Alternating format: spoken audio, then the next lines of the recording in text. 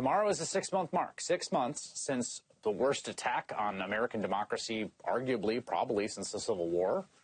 And it's still not over, of course. The FBI continues to arrest and charge more and more people by the day. Scott MacFarlane's investigative reporter for NBC4 in Washington. He's been following all the details of these cases, and he joins me now. Scott, let's start with the former police officer Robertson and his case.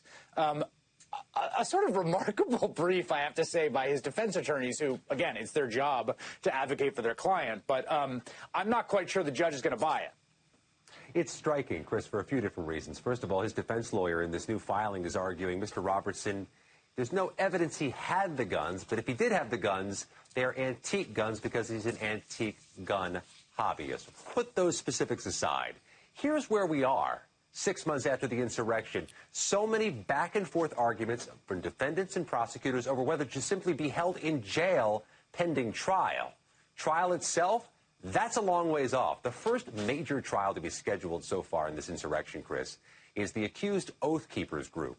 The trial date is late January 2022. That's a year after the insurrection. It's worth mentioning some of the defendants in that case are being held in jail pre-trial, which means they'll have served a year in jail just to get to the trial date. The basic point here, Chris, is we're closer to the starting line than to the finishing line of most of these cases.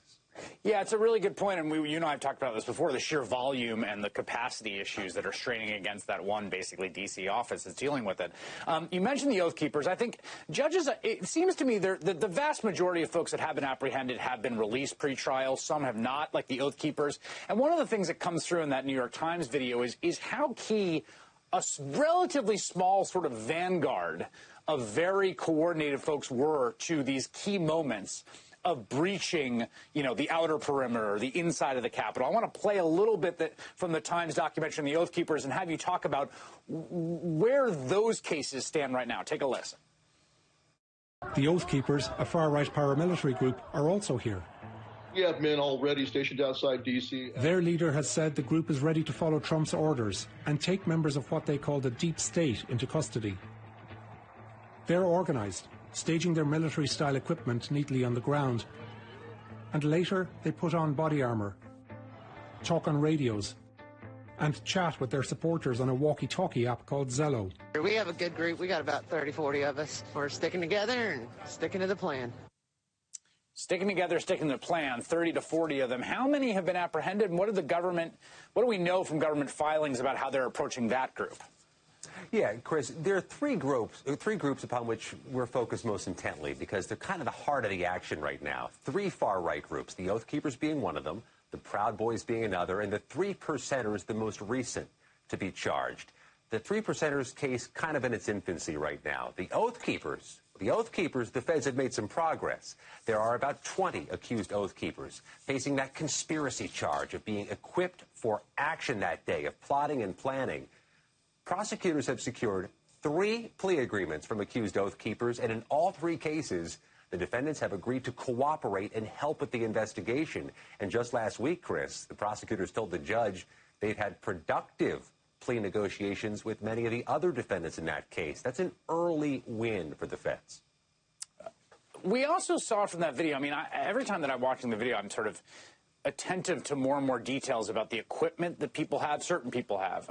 There's a guy walking around with a baseball bat. You've got folks with famously with the plastic hand ties.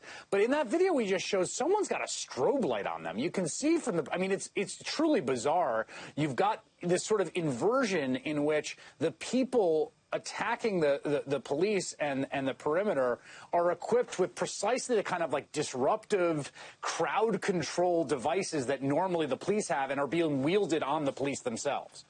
Yeah, get chemical spray, a hockey stick, a sharpened flagpole. And once they got their hands on the police riot shields, they used those riot shields against police.